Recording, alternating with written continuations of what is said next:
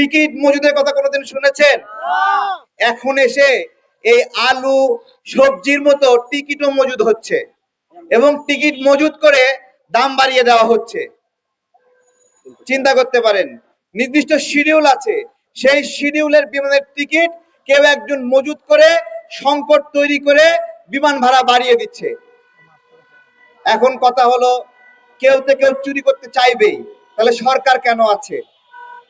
সরকারের কাজ কি? দেখেন, আমাদের সরকারি একটা বিমান আছে, প্রতি বছর আমরা ভর্তুকি দেই। বিমানকে ভর্তুকি দেওয়া লাগে কেন? ভর্তুকি দেওয়া লাগে, আয় করতে পারে না, তাই তো?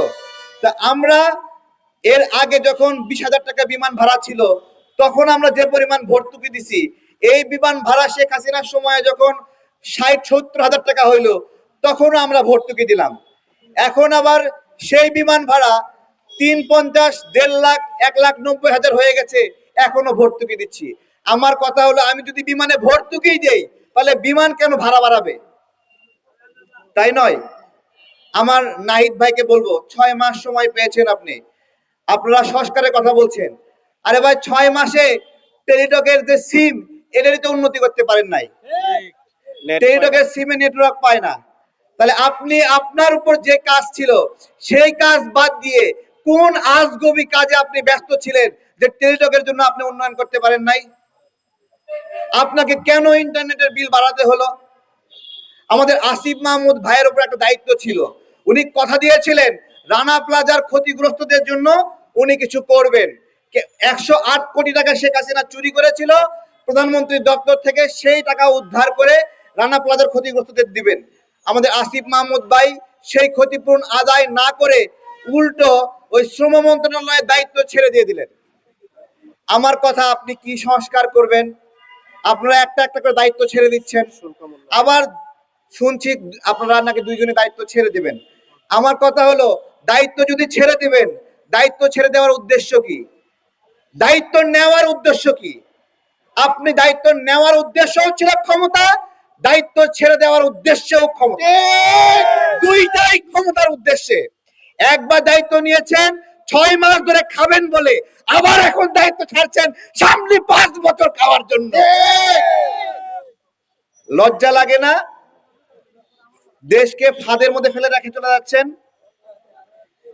দেশকে বিপদের মুখে ফেলে রেখে চলে যাচ্ছেন। ছাড়বেন কেন? ক্ষমতা ছাড়লে নিয়েছেন কেন? আমাদেরকে সেনানিবাসে ডেকেছিল কয়েকজনকে, যারা আমরা এই গণ অভ্যুত্থানে নেতৃত্ব দিয়েছিলাম। সেই সময় আমাদেরকে বলেছিল যে আপনারা যেহেতু অনেক জীবনে ঝুঁকি নিয়ে এই লড়াই করেছেন, আমি নামগুলো বলি, আমাকে বলেছিল, আক্তারকে বলেছিল, নুরুল হক নূরকে সহ কয়েকজনকে এইভাবে বলেছিল যে এরকম কিছু তরুণকে এই উপদেষ্টা প্যানেলে যুক্ত করবে। তখন এই নাগরিক কমিটি, বৈষম্য বিরোধী যারা দেখছেন, এরা বিরোধিতা করেছিল, বলেছিল যে এদের মুখ রাজনৈতিক পরিচয়। কি পরিচয়? রাজনৈতিক পরিচয়। রাজনৈতিক পরিচয় হওয়ায় এদেরকে উপদেষ্টা প্যানেলে নেওয়া যাবে না। আজকে এরাই বলে নাকি জাতীয় সরকার গঠনের উদ্যোগ নিয়েছিল। আমার কথা হলো, আমি রাজনৈতিক পরিচয়ের, তুমিও তো এখন রাজনৈতিক পরিচয় ধারণ করতেছো, তুমি তো ওই একই পথে হাঁটলা, তাহলে তুমি কেন বাগড়া দিছিলা? হিংসা কইরা, হিংসা কইরা।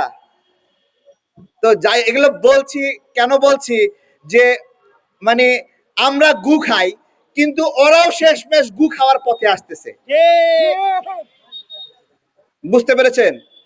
মানে রাজনীতিবিদরা খারাপ, আমরা গু খাই ধরেন, তা ওরাও সেই রাজনীতির পথে আসতেছে গু খাওয়ার জন্য, তাই তো? আমার এই কথাগুলো বলার কারণ হলো, বিমান ভাড়া যে বিষয়টা দেখেন, বিমান ভাড়া ছিল